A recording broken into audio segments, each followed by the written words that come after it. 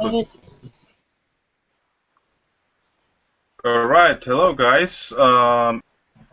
Paulus, and today I'm going to be the moderator for the roundtable meeting. So, on my behalf, welcome to May's Ezibota Roundtable discussion. So, roundtable discussions to expand conversation on topics relevant to Ezibota as a community and the African diaspora as a whole.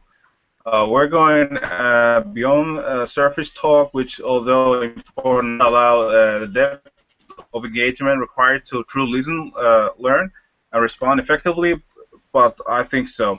Today we're going to discuss identity as a part of the quarterly theme on the topic.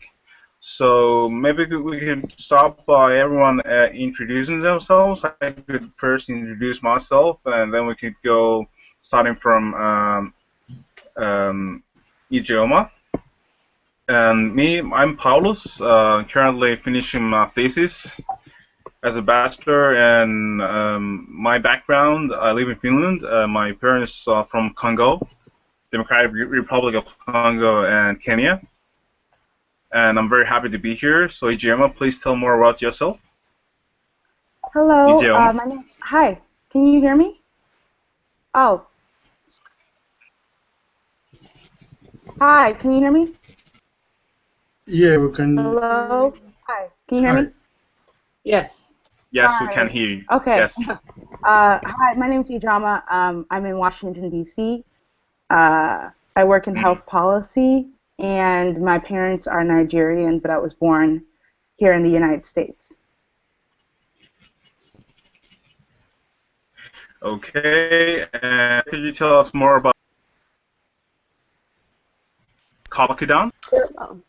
Hi, I'm Kalkadan, and I was born in Ethiopia, but I was raised in Wisconsin, so I'm currently in Wisconsin. I'm studying international relations. Yeah. And Vincent?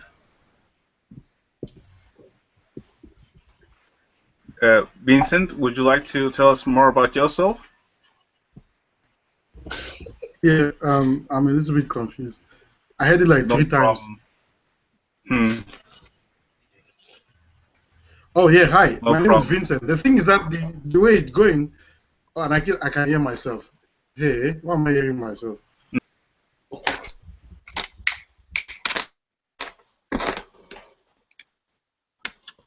All right. So we can go then to Beulah. Oh, Beulah, okay. can you hear us?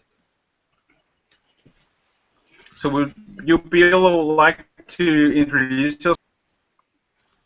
So me. Beulah, would you like to introduce yourself to the panel shortly? Tell us about yourself. Yes, I'll introduce myself. First of all, thanks to everyone that is watching this live on ezibota.com/chat.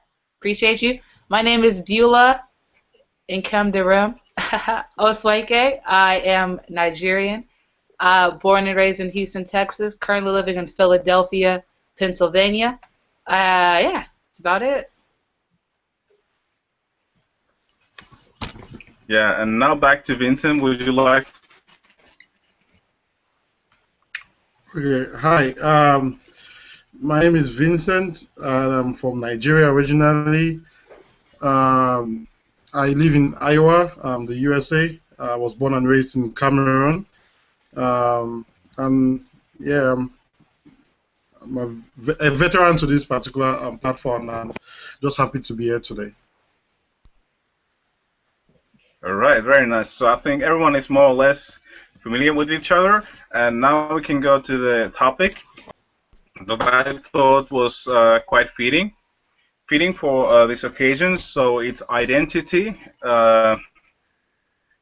which describes the topic of today. So I have a few questions that are going to be like leading pillars in this discussion, and I would like everyone to just feel free to share their own views without fear of being criticized, and just feel free to tell us what's on your mind. So the first question um, is, how has your environment identity? How has your environment influence your identity? So in terms of where you live, where you go to school, where you work, your neighborhood, does it like imply you yourself? You can start, Vincent. How do you feel about the question? How does your environment influence your identity?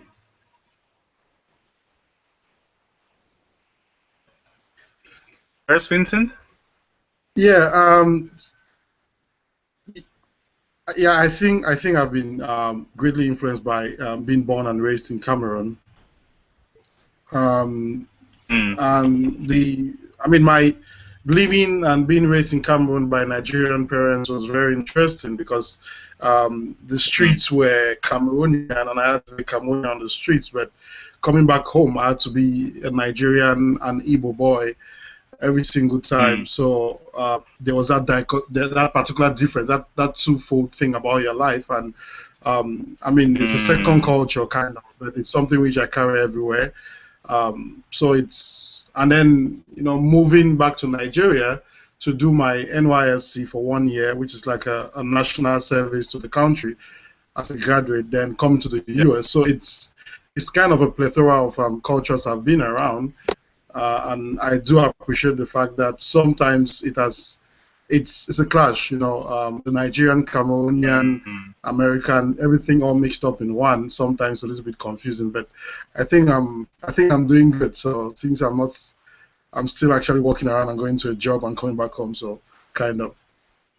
mm. Nice. Uh, what about Ijeoma?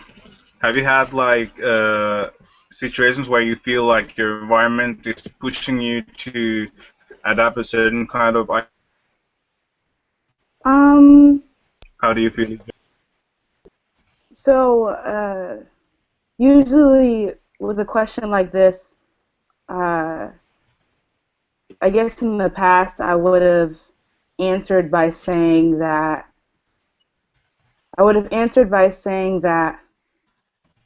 there are different parts of my experience growing up or my environment growing up that influenced my identity. But Mm, reflecting on that, um, they might influence your perspectives on things, but not so much how you identify as a human being. So I mm, consider my identity as the part of me or the part of my background where I can always go back to and feel safe. Um, and that would be my Nigerianness, my Africanness. Um, exactly. if you grow up in like outside Nigeria, if you grow up in the UK, the United States, I grew up in the United States. You have a lot of people who don't um, either look like you or don't relate to your experience as an immigrant, and therefore Mm, kind of push you away. mm, And the place where you felt that you could be yourself are usually mm, either in your it's usually either in your home with your parents mm, and your siblings if you have siblings, or with your cousins mm, if you have an extended family like that, or perhaps with other Nigerians with whom you share those similar experiences of isolation. exactly. So while all those other Nigerians, like say you go to college and you join your African student organization or what have you, all Mm, of you still have the same. You might have different tastes, but usually similar tastes. You like the same foods, American or foreign. You like the same foods. You might like the same yeah. music, but that's not really part and parcel of your identity, right? Mm, Like liking, I don't know, for instance, liking Beyonce's new album is not exactly a part of my identity.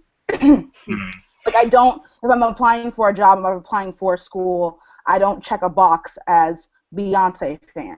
Like that does has nothing, it gives you no context to who I am. mm. I didn't even say that to be Yeah. funny. I just was an example. But what gives you context about who I am is who my parents are, where they're from, and in a way, and I don't mean to go too long, about to end, but in a way where I fit in my parents' experience. And I was just talking to a coworker about this the other day, that like as children of immigrants, we fall in a certain historical experience of our parents, right? My parents were able to have me because my mom survived the war, my dad survived the war, like a war that was designed for them not to survive. So both of them had to survive. And then my dad came here for school and then had to go back to Nigeria, meet my mom, come back, and then it's me, right? So it gives you, that immigrant experience not only gives you a place in terms of where you're from and where your people are, but it kind of gives you space in history. Like you happened as a result of X, Y, Z. Exactly. And I think that's really interesting. So in terms of my environment, the environment that most influenced my identity is my environment at home with my parents. And my connection, or the extent to which I value who I am, is a reflection of the extent to which my parents value who they are. There are a lot of Nigerians that I know who don't like being Nigerian. Their parents don't like being Nigerian, and that influences how they think of themselves. So that's my answer to that question. So, in a way, you could say that for you, the root of your identity lies in your family, and especially your parents, your mom and dad. Yeah, because I felt safe there, and I feel like that's where I belong. All right. So what about Kalkidan? How has your environment influenced your identity?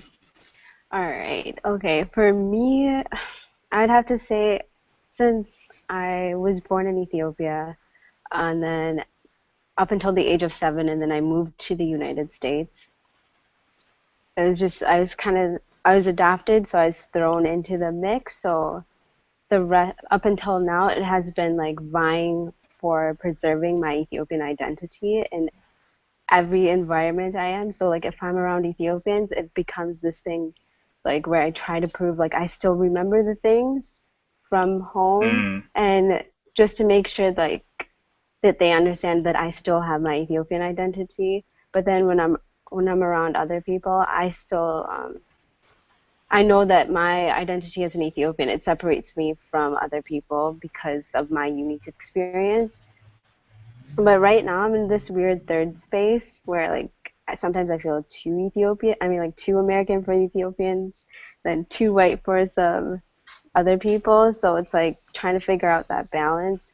But the environment that most influences me is like my other adopted siblings who are also from Ethiopia, because we all can identify with one another in our struggle and trying to preserve our language, our customs. But nobody else is going to understand that outside of our family unit. So. All right. So you have a similar situation to Ijomas where you like create your own identity within your family. Yeah. Okay. So that becomes maybe not similar to that, where you can like preserve your own customs and way within the family circle, so that the outside environment doesn't like influence you that much. Yes. If I understood correctly. Exactly. Yeah. All right. So what about Beulah? How has your environment influenced you? Yes. So I just want to give a shout out to everybody that's on the chat.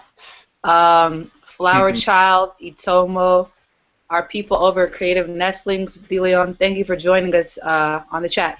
So yes, my environment. I grew up in a very white space. And so it was weird because it's like I was the black person, and then I was like the Nigerian / African person, and then I was like the light-skinned acceptable black person. There was a lot going on, and I didn't know any of it. And at the time, I remember like when I was growing up, I remember one time my mom packed malt in my lunch, and the teacher reported it to the principal and said that my mom gave her daughter alcohol to drink. Like, that's the kind of area I was in. Yes, it was horrible. So then after that, so I mean, fortunately for me, I started hanging out with black people in middle school, or else who knows where I would be in life right now. But then I went to college in Arkansas, and I've never been so aware of my identity as every type of identity I have, black person, Nigerian, whatever person, as I was in college, because it was so like white, but they thought they were enlightened, so I was like disgusted. And I remember writing an article, and I think I've talked about this before in the chat, but an article in college where I was like Yeah. pointing out to people like their privilege and like how it's easy for them to blend in. And now I live in Philly, which is like a very black city. There's not a lot of Nigerians. I feel a little lonely in that regards, but there's a lot of Nigerians. So Mm. as far as my identity, I think every situation in which I've been placed in has forced me Mm. to better understand who I am and why that even matters. Because some people, like Ijoma said, some people don't like being who they are. And so like they wear it as a badge of honor when it's Mm. convenient, but when it's not convenient, they so eagerly distance themselves. So yeah, I hope that answered the question. Exactly. Mhm. Yeah, it did. It did. Yeah. So we have on the other side we have like okay, your environment does like shift a bit. Uh, with your circumstances, but you know, on the other hand, like your family is creates like a basis for your identity like fixed on one point, like regardless of where you are. But on the other hand, which country, ethnicity, or nationality do you identify with the most? I think for some the question might be like quite simple and obvious, but for some not. But for example, let's go back to Beulah. Uh, like when it comes to nationality, ethnicity, do you have like one specific one that you identify with the most? Um, can y'all hear me? Mhm. So if I'm being completely honest, okay, if I'm I being can hear you. completely honest, You can be honest. I very Yeah, much it's weird. This is very weird. I feel like I yeah. identify with being Nigerian, like as far as like my culture, my heritage, very proud of it. But Mm, if I'm being honest, as far as nationality is concerned, I do oftentimes feel more mm. American than Nigerian because, like Kalkadan said, every time I go home, they're calling me the white woman. I don't know how to speak the language. They're like, "Oh, your hands are not yellow; they're white. You're a white woman." So I'm just like, "Okay," you know. So at least when I'm in America, the customs are familiar to me. I grew up in this country. Um, I don't feel like a foreigner. Now I know when I go back home, I'm home, but it's just like I Mm. oftentimes feel like people are constantly pointing at me, constantly like looking at me like, oh, this person doesn't belong. So I'm not saying that Nigeria's not my home, but I feel like when I go home, I have to make a very concerted effort to belong, as opposed to when I'm here, even though black people don't really belong in America, it seems a little bit more natural. Exactly. Yeah. And America is quite unique because of the history. Black people are more united, regardless of your background, because of the history and the situation that's going on. It's like historically, black people have been more like together, regardless of their backgrounds, because pressure that has been put on them. That's the way I feel. Or am I right? That black people in USA are more united than, like, let's say Europe, where we still have our ethnic identities. Is it so, or am I wrong? No, I don't think. Well, You're EJ, wrong. black Am I people in wrong? America are not more united. Hell no. Okay, maybe I'm a bit Oh idealistic my here. God. Yeah. Like, no. No, I mean, but Paulus, I think that's telling because like you're looking at us from an outsider's perspective. We're here, Yeah. so I mean, if that's how we're portrayed, that's amazing. Yeah. But that's hella surprising too. Yeah, No. like, okay. No. So, what do you think No. about it? Yeah. I'm sorry. That's so funny. So you actually believe that? Like, No, not. I don't think like. you know what? Can I interject, Go Yes. ahead. Okay. Okay, let me interject equally from somebody who was from the outside view and came back inside. You know, for I mean, one thing I know is that because I was outside before, I equally saw the African American community as really united. But when you come here, you actually realize that there's so many things that don't still bring them together, kind of. And Beulah and Ijoma are saying they're actually saying the truth. I equally thought like you, like Paulus. I was back home. I was in Cameroon. I was in Nigeria. The movies and the Mm, culture and the music and everything, we wanted to equally identify ourselves as African, as as very much with the African American food, because we realized we thought that they were like they were the example of being black in the world, basically. Mm. But if you come here, exactly. it's a whole Mm, different story, I promise you. And those two ladies are not lying to you, especially since they don't just have the background of being just Nigerians. Mm. They have that they equally understand what African American being, like being an African American, is more than myself, because I've been here just what, 5 years. Kalkadan, Ijoma, Beulah have been here for 20 or more, of those years of their life, and being 1 year for for Ijoma and Beulah. So it's it's kind of, for them, no, if you touch that point, like they jump on you right now, they may jump on you more. So.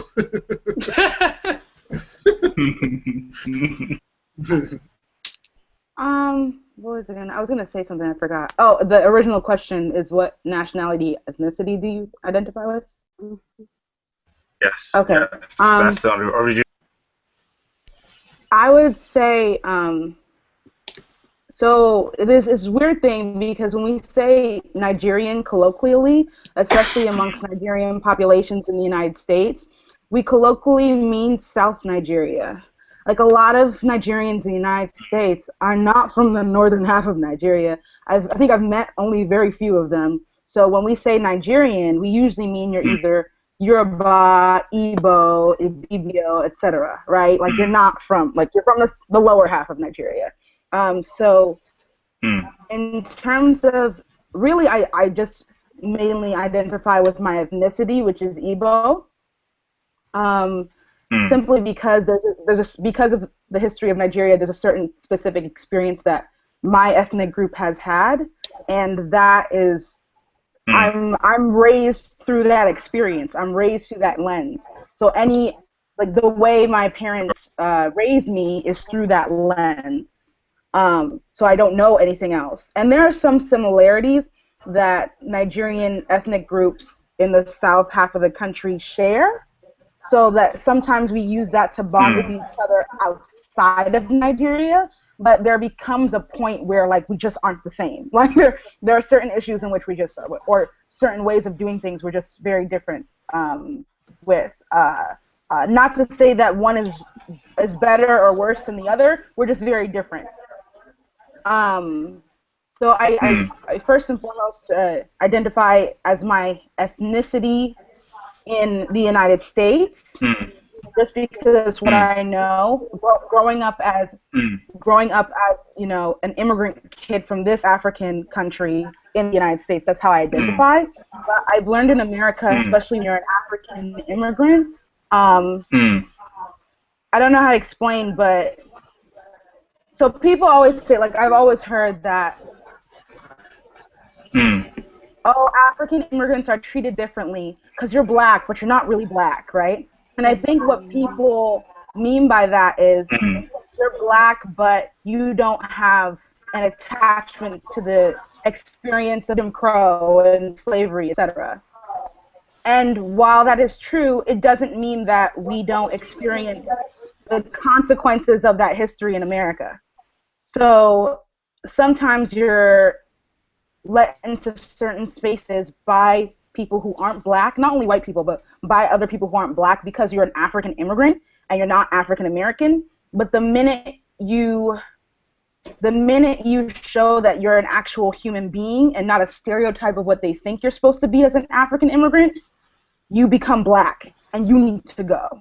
Like, once you become a full fleshed out human being, and you show that you have emotional dimensions, logical dimensions, people don't like you. And that's when the racism comes in. I think a lot of people get shocked because at first, white people or other non-black people kind of welcome you in because they're so interested in studying you like a specimen. They're like, were you born here? And what happened? Your parents died in the war? And they're so interested in examining you. And once you demonstrate that you're either smarter than they think you are, more articulate than they think you should be, you become a problem. So that's why my experience is, I feel like a transplanted foreigner, right? Like, not that I clearly didn't live in Nigeria, but I feel like I'm coming from a different place because my family had a different way of raising us than other non-African, non-immigrant families did. And then I'm coming into America as that immigrant person. So I think a lot of people don't understand that. Like, if you don't have an African accent, or if you're very like you're more, you might have degrees and show that you're educated on paper, but once you demonstrate that you're educated, people have a problem. Mm-hmm. They like the appearance, like they like that you're smart in theory and wise in theory, but when you actually use that, you become a problem. You become every single stereotype they give to African Americans anyway. So EJ, it doesn't mean. can I just comment on something really quickly? I remember Yeah. that Yes. like in one of my classes, this one girl, she was surprised to find out I was Nigerian because she's like, "Oh, you look black, right?" And so I was showing her pictures from even though Nigerians are black, but it's okay. Anyways, I was showing her pictures from the trip, and there was a picture of my uncle and my aunt holding like a new air conditioning system, and she was like, "They have air conditioning?" And she was like disappointed that we had air conditioning because it didn't live up to her understanding of Nigerians or Africans. And like I just saw her face. Because when she was going, she's like, "Oh my God, dirt roads! Oh my God!" And then she saw the AC. She was like, "Oh, what's this?" And so, I mean, I just think to your point, it's like as long as we are like the Nigerian or the African that they understand, or for Calcutta, Ethiopian, sorry, and everybody else. I'm sorry, just too many countries. Too many countries. Like it's fine, but when you start showing that complexity and like showing that you yourself have integrated yourself as a Black American in this country, America, it becomes a problem. It's like, oh, their minds are blown. So I just wanted to like affirm that thought because yes, I've experienced that several times. And shout out to Zay. Yeah, no, it's very interesting because there seems to be a power shift at play. Like people don't say it because they mask it in feigned wonder. Like they're so wondered with you. They say that they talk about you like they're enamored with you and they want to learn more. When really they have this like they're having this like high off of the fact that they think you came from a place lower than where they came. So it makes them comfortable because regardless of their conversation with you, they leave the conversation feeling like they took something and you gain nothing. It's the same, like in DC, for example, there's this huge homelessness problem, which really, I believe, is like the shame of the city. Like there shouldn't be these many homeless people and families without a place to go, without food to eat, etc. So there are a lot of like white yuppies that I see will go on the bus or like sit on the side of the road and start talking to the homeless person. You won't give them food. You won't keep them warm. You're not giving them a coat. You're not doing anything. You're just talking to them, and then you just walk away. And you go back to your more expensive apartment and your fully stocked fridge full of this experience you had with this homeless person, and you think that sitting down and just talking to them and just chilling, because like, we are the world, is going to change their lives in some way. And I think there's something really disingenuous about that. Like instead of helping someone or buying them a meal with all that money you have in your pocket, you're sitting down and you think a quick kiki is going to change their situation when it's not. So that's kind of what they think when they think of African immigrants or even people from the West Indies. It's like, I saw it on the TV and I said this before, like people are also always trying to take your experience from you. Like, oh, I'm from Nigeria. Oh, I went to Nigeria. Oh, like I dated a man who was Nigerian. Not the same thing. Not the same thing. It will never be the same thing. But people are always trying to take from you and not give. But that's a whole nother conversation. But yeah. Yeah, right. One thing that really rang my bells is when you told me that when they see you as an immigrant, especially from a continent like Africa, like to is that what you described? That when they realize that you are not only clever, not only well-mannered, that you might even be more clever than them, they feel like that threatening feeling, you become a problem. Is that what you try to say, Ijoma? Yeah, kind of. Like, so for instance, you, Paulos, right? Like, so from what I know, you're doing a dissertation, you seem like a very intelligent man, right? But people, especially non-black people in America, have this American exceptionalism. So in America, they have this American exceptionalism that if you cannot speak American English, you are dumber than me. When really, I'm jealous that you probably know a couple more languages than I do. because not knowing, I'm serious, like not knowing a lot of languages limits me. If I travel, I need to hire somebody and pay somebody to speak for me. Are you kidding me? No. Translators are making a killing, but I They don't. do. I'm jealous that I don't know what you know. Like, you have something up on me because I feel that in some way you're smarter than me. But a white American would be like, oh, look at No, him. it's not smarter than you, Ijoma. No, I'm being honest. Like, I'm being honest. Like, a white American will look at you, Paulos, and say, oh, he's not really that smart because his voice is funny to me. So because it's funny to me, it's not intelligent. So it's like white privilege, American exceptionalism, and it's like it's multi-layered in how you're perceived as an African immigrant in America.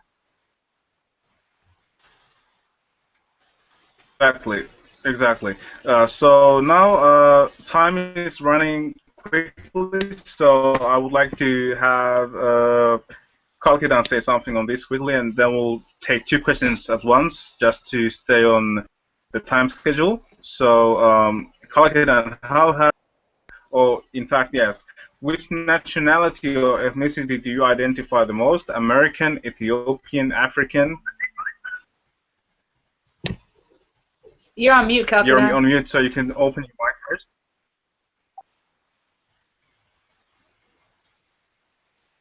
Hear you maybe. You can push the mute button. Can you unmute Kalkidan? All right. There you go. Yeah, you are still Okay. mute, yes. Mm. I was just saying that this is a really hard question for me, especially since, okay, I'd like to say I identify with my Ethiopian identity because I'm very prideful of where I come from, and like that was the very basis of where I started, where I come from, where my morals to some extent were formed. But then coming to the United States and then being adopted by a white couple, it became this thing of trying to assimilate and integrate into their environment, which was a predominantly white community with only my brothers and sisters as like the only people that look like me. And then coming home and trying to listen to Ethiopian music, learn how to cook, try to speak a little bit of Amharic to preserve my language, which it was hard. So I don't know, when other Ethiopians look at me, it's always like, where are you from? They don't even think like I look like I come from Ethiopia. And then secondly, I don't speak the language very well, so that's another thing. So it's kind of hard. I guess I'm more American to them than more American to them than I'm Ethiopian. But at heart, I'd like to think that I identify mostly with my Ethiopian identity. But All right. And just have you been in touch with the diaspora? Because I understand the second biggest diaspora community, African community in USA is Ethiopian. yeah. I think maybe not a million, but almost. So have you been in touch with that circle of community? A little bit. So the place that I'm currently living in is Madison, but 2 hours north is where I was raised. So there's a lot more Ethiopians here, but still we're kind of isolated in our own area, like in their own area. So there's not much interaction. Yeah. Okay. And Vincent, we haven't heard about you about your ethnic identity with which you identify the most. Okay. So do you feel mostly Nigerian, mostly Cameroonian, or American now? It depends. I think I can't go with one. It's really difficult. I can't go with one. It depends on where I am. So if I am in around Cameroonians, you think I'm a Cameroonian. Around Nigerians, you obviously know I'm Nigerian.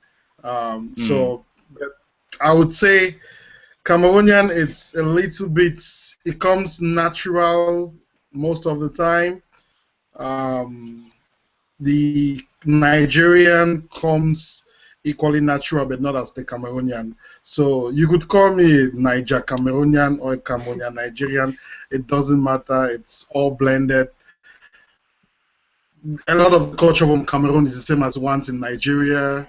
At one point, they're part of Cameroon. The part of Cameroon where I was living was actually part of Nigeria at one point Really? during the colonial days. So it's difficult. It's difficult to actually identify with one, actually.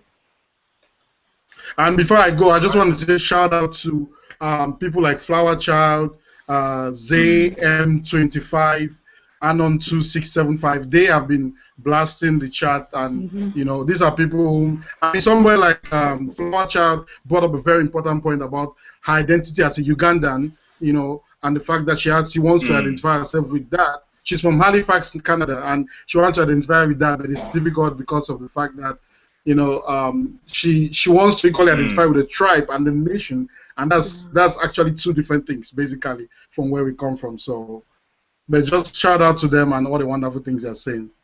Agreed, agreed. Awesome. Okay, so let's go to the next question. How does identity environments? I remember Ijoma talking about how some people switch off and switch on their identity depending on where they are, whether they are at work or at school. So, for example, Vincent, have you seen situations where you act, let's say, more Nigerian, or do you like switch your identity depending on where you are? How do you feel about it, Vincent?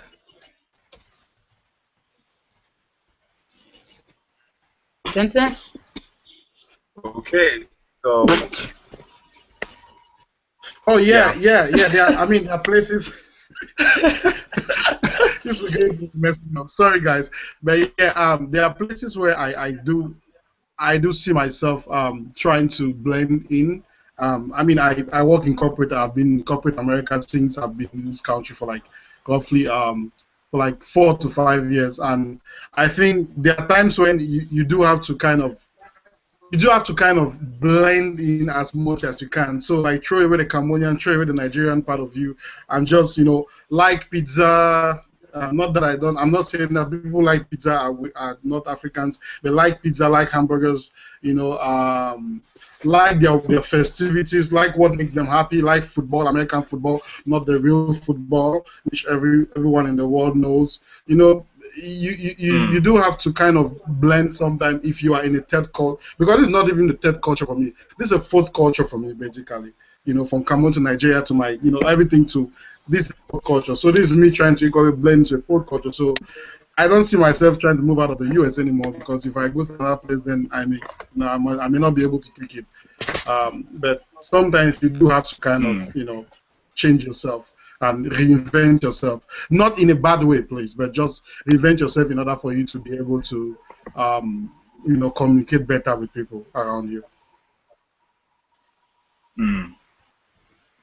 All right. And what about Kalkidan? Do you switch on the Ethiopian side of you, depending on whether you're at school, or do you act the same in both places? I try to act the same both ways, but I'd say that if I'm around Ethiopians, I think me trying to fit in is it's kind of heightened around that kind of environment, because I don't know, I so desperately want to fit in, even though I have been kind of stripped of my culture because of my circumstances. But yeah.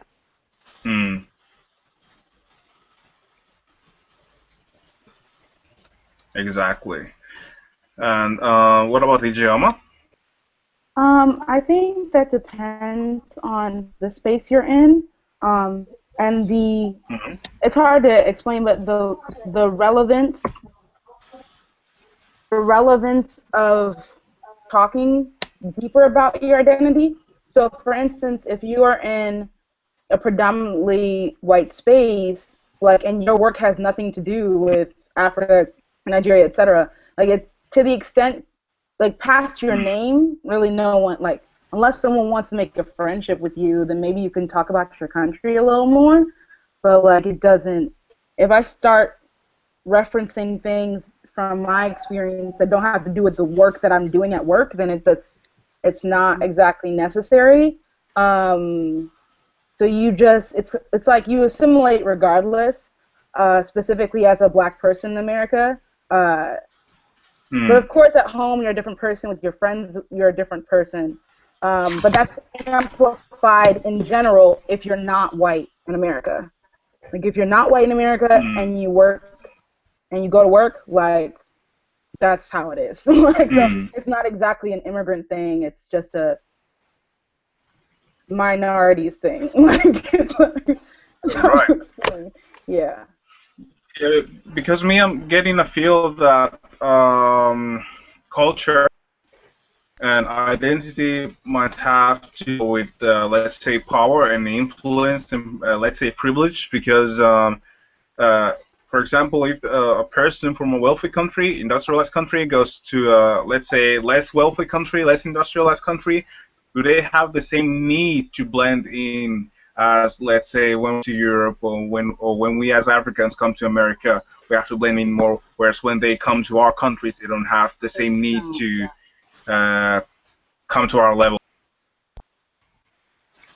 Yeah, because that's the feeling that it's a privilege not having to switch your identity when you go to a different place, so that you can be yourself and, like, let's say, enforce your culture on others. I don't know if that's, like, radically said, but that's one way to put it. But how do you feel, Beulah? Do you have to switch the Nigerian side on and off compared to where you're at? Or So do you you're just asking, stay the same or behave the same? so you're asking if I switch being Nigerian depending on who's around me? Or any identity? Do you have to, like, switch your behavior depending on where you are?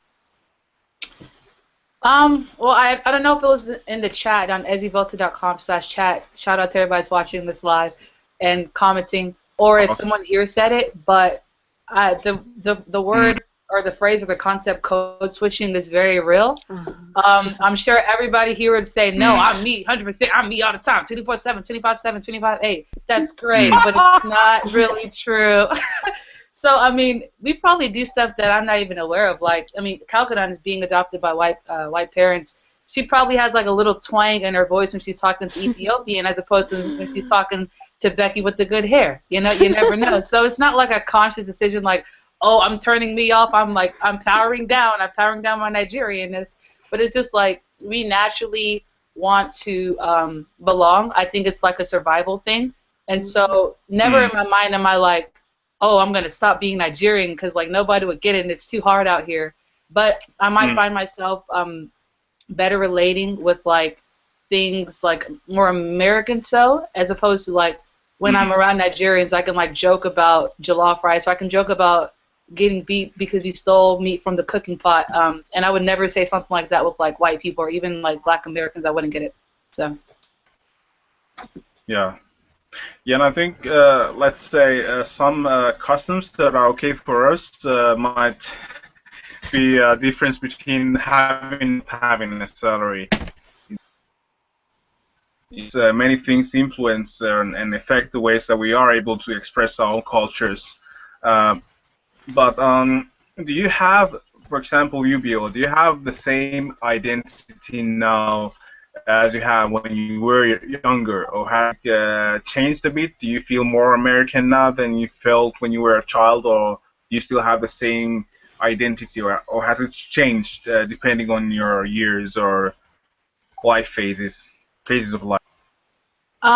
Yeah, I think that's a great question. I think when I was younger, especially like elementary, middle, high school, I've always been me in every aspect of me, but I think I'm a lot more intentional about, like, the things that I say and about, like, the culture that I want to stick to and make sure everyone around me knows it, not like in an obnoxious way, but I just don't shy away because, you know, it's who I am. And I think that most people, as they grow, I would hope that they can grow more into who they are and not be so much concerned about, like, assimilation. I feel like that's speaking from a place of privilege because some people feel like they have to assimilate to survive. And I've said survive twice, but like identity and survival are actually very much so related. But yeah, like I would hope anybody that grows older is more intentional about their identity. And if there's anyone on the panel that isn't, I'm interested to hear your perspective because that's interesting. Say that one more time. I'm chatting and I'm talking and I'm I know, what's going I on? know, I know. Shout out to our chat. But I was just saying that What's going on? if anyone feels like they have diluted or like become less aware of their identity as they get older, I'm interested to hear your perspective because I feel like that isn't the natural course that usually takes place. I don't exactly think it's more diluted because Are we you still the don't. same? I'm sorry. What happened? Ijam, are you still the same as you were before? Same as I was Like the before. question Like is, what's do you before? still, Do yeah, you? so do you have the same identity when you were younger, let's say a child, a teenager, do you still have the same identity that you had In before, or terms has of, your identity changed now that you're older? it's only changed in that it's developed more. Like I know more about myself. And I know more about Mm, like what place my experience puts me in America. Like, but it hasn't gotten less. The only way it can diminish, I think, is if we stop learning from ourselves and we stop communicating with our families, and we kind of mm, detach ourselves. Um, mm, that's how it can kind of dwindle, and you start mm, identifying with things that aren't substantive. Like literally, to me, like being an American is like, were you born here or not? Were your parents born mm, here or not? It's two requirements. It's like a legal test. Like I don't know if people have gone to law school or know anyone who's in law school, but it's just like, do you hit one of these mm. requirements? Then you're this. If you don't, you're not. I think the same thing about Yeah. age. I think in general, when you're young and you have dreams and shit, people don't want to encourage you to pursue them because they never pursued them themselves. So, especially if you're a person of color and you're young and you have something you want to work towards, people are always like, I'm older than you and I'm as old as your mom. And I'm like, you're not my mom. You could never be my mom. You will never be my mom. Don't ever say that again. Also, number two, the only time is a construct. We could talk about that later. Like, time is kind of not real. And also, all that proves, like, your age just proves you were born before me, like, which I don't have any control Mm, over. So you can't get mad at me or try to diminish what I want with my life simply because we weren't born at the same time. Um, it doesn't make any sense to me. It's like your parents had sex before my parents had sex, and then that means like your parents were born before my parents were born. Like what control does anyone have over that? all right. So that, like, I don't know. I'm Mm. just talking, but that's what I mean So what by. you're trying to say, yeah. So what you're trying to say is that your identity has developed, changed, but it has more like developed, and Yeah, you it's dislike the slowly fact changing. that some people are trying to influence you based on your age. They say you're younger, so we can decide what you're supposed to be, and they're trying to like, okay. Well, what about Kalkidan? Are you still the same person you were, let's say, 10 years ago, 12 years ago, or have you had a development, or do you have like a different identity now? Isn't Calcadon like 16? Wow. Don't say her. No, funny Yo, thing. are you kidding me? What is it? Okay, I'm sorry, I'm sorry, I'm sorry. Oh man, you know. I'd definitely say I've changed. When I first came, it was all about trying to assimilate, and as a result of language Mm, attrition, I lost my first language. I even lost my accent, which I'm so regretful of now. Uh, I don't know as I didn't know as much. I don't know. I kind of put my Ethiopian identity on like the back burner so I could catch up with my classmates, so mm, I could fit in into the American culture, or and just to even not be teased by other students because I was different. But now that I'm looking back at that, I'm very regretful of that. I wish I still knew my language. I wish I still had my accent. Yeah, but okay. What about Vincent then? Are you still the same, or have you changed or developed?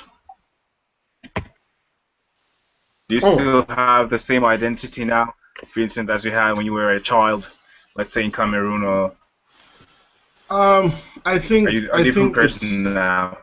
I think I've not had that much. I don't think I've had that Mm, much change. mm, Um, I think I've just become more aware of who I am as a person with different cultures, kind of, or trying mm, to understand the cultures that I'm part of, or what I understand as cultures, or the cultural bearings I've been mm, around. So it's something which is mm, still changing. I think it's equally going to probably change the way I'm going. I mean, I am sure by the grace of God, I'll probably be married to a woman from another country. So that's another culture that is going to come into my life. So that's a culture I'm going to equally grow into. So probably eating some mm. other food which I'm already eating. Probably speaking a language which I may actually have to learn at this late age. So I think it's an evolving factor. My kids are going to be probably Americans. You understand what I mean? Like they're going to be born here, grow up. They're going to be like I have to teach them everything Nigerian, basically. You understand what I mean? So it's going to be interesting. I really want to see how my kids turn out. It's kind of something interesting which I'm trying to see, I want how to it's see going to too. be. You want to see too? Yeah. But I'm sure they'll be laughing at it. That has an accent, But I mean, let's just see how it goes. But I think I've Nice. evolved. I've evolved. That's what I'll say. Cool. And then to the last question, you can yes. So let's change it a bit. So could you mention a decision where your environment has influenced? Yeah. Could you mention a situation where your environment has influenced your decision? As to say, where you're, for example, you're at work, you have to make a choice, and you have to choose between the way you would do it in your culture and the way you in the culture of the environment where you're at. So how could you mention a situation where you have to choose between what you would do and between what the environment or the way the environment demands you to behave? For example, you, Beulah. Can you repeat the question?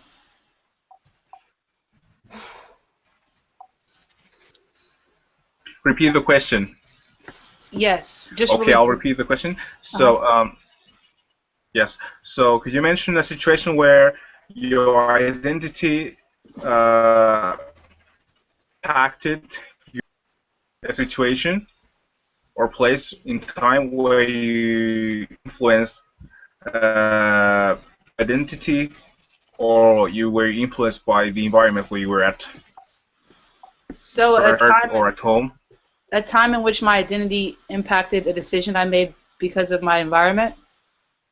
Exactly. So I'm trying Um, to describe a situation where your identity is in conflict with your environment. I'm trying to yeah. describe that kind of situation. My identity is in conflict with. Well, I mean, this is actually opening up a can of worms that we're closing. So I don't know if you want to get into this, but Please don't there's get into been it. Don't get into it. okay. Well, then I'll let somebody else answer because so it's gonna Jump. open No, up go a ahead, can of Vila. Go worms. ahead, Vila. I Go know, I Yeah, ahead. know, go. EJ, I know EJ gonna go off, so I'm kind of nervous a little bit. I You guys mean, are so so you funny. said you said a Mm, situation in which my identity has been in conflict with my environment. Um, yeah, well, I'll just be honest. So there's been a situation, and it's very strange. There's been a situation in which I've been talking with members of the African diaspora, Nigerian to be exact, and we were talking about situations like the Trayvon Martin, the Mike Brown, and they were on some respectability mm, politics type of stuff. And I could tell that a lot of what they were saying um, was not only remnants of like their parents teaching them these type of things, but they were also like byproducts of like white supremacy and like mm, colonization. And so it would have been easier for me to just be like, oh my God, yeah, if they just were like more like Nigerians and got 1,000 degrees and wore their pants the right way, They wouldn't have been murdered. But that's not true. And I feel like if I wasn't as anchored in my African American identity as I am, then it would have been easy for me to just agree with them and like play into the respectability politics that a lot of our parents have unfortunately consumed. But I made a conscious decision to like not go along with that and to just kind of maybe help them understand the reality of not only African Americans in America, but also like us, because a cop, people say this all the time, a cop isn't going to point their gun away and say, oh, snap, no, they're Nigerian. Oh, my God, no, no, no, they know. Like, it's not going to happen. So I just think people are drinking a very poisonous Kool-Aid when they think that because they are, they have, like, lineage that they can point back to that they're safe. So I'm not sure if that answers the question, but I tried.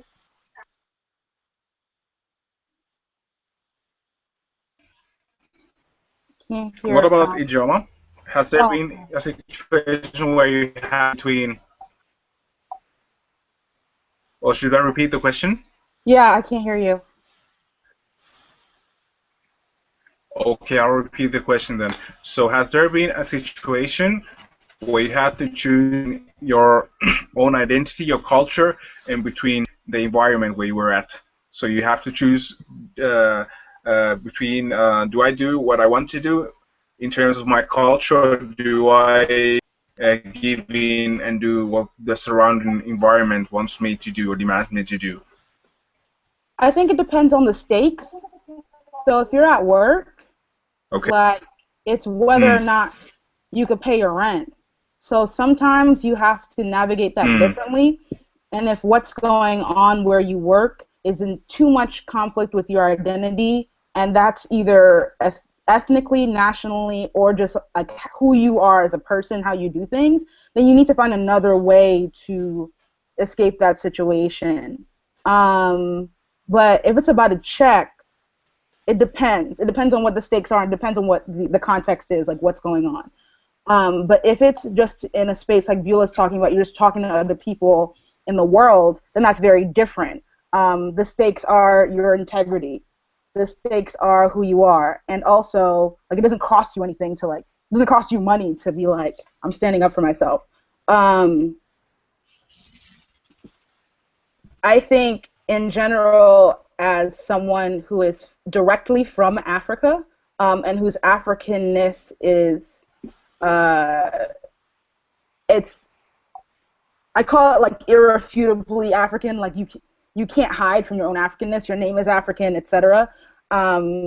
Your identity and your environment will always clash because you're not the norm. You're not the status quo. You're different. You're a minority. You're from another country, etc.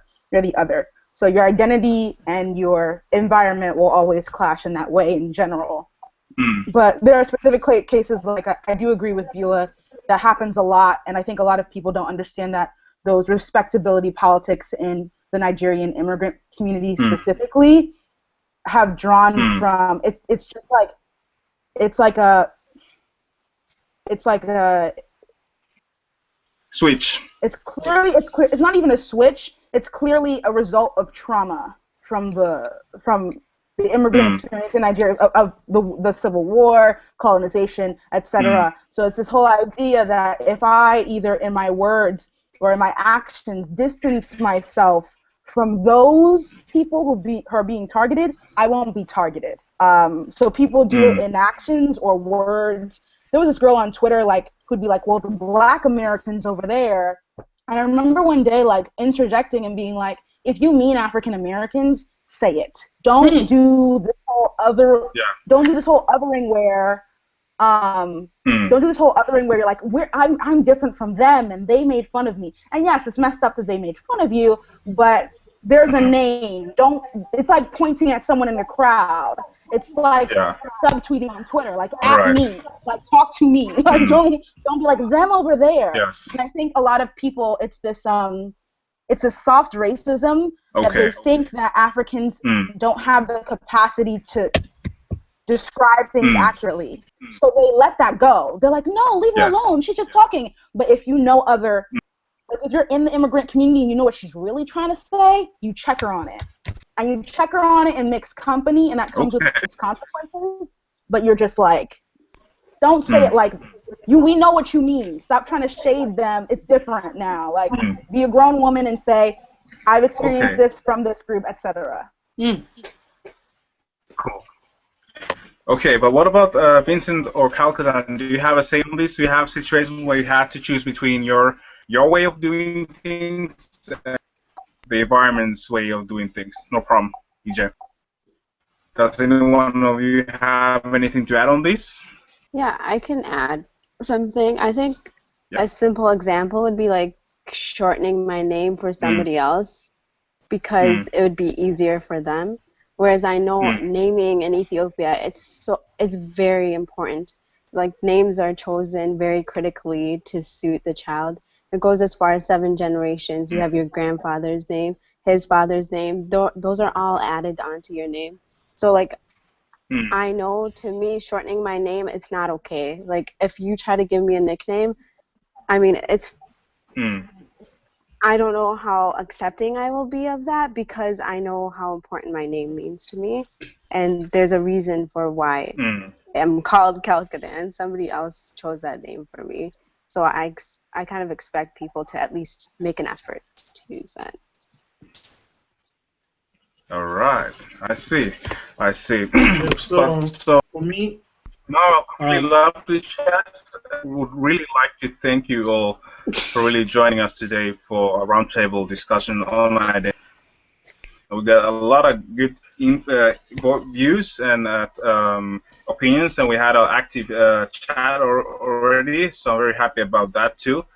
And from my point, we invite you to join us and share your throughout this iteration as we expand how we as a community connect with one another.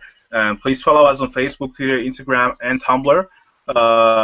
Visit us at Ezibota, and also subscribe to our newsletter. You'll get a lot more info from there. And please join us on June 4th for the next roundtable discussion. And see you next month. Thank you, guys. Thank you for joining us live on the chat. Thank you. Bye.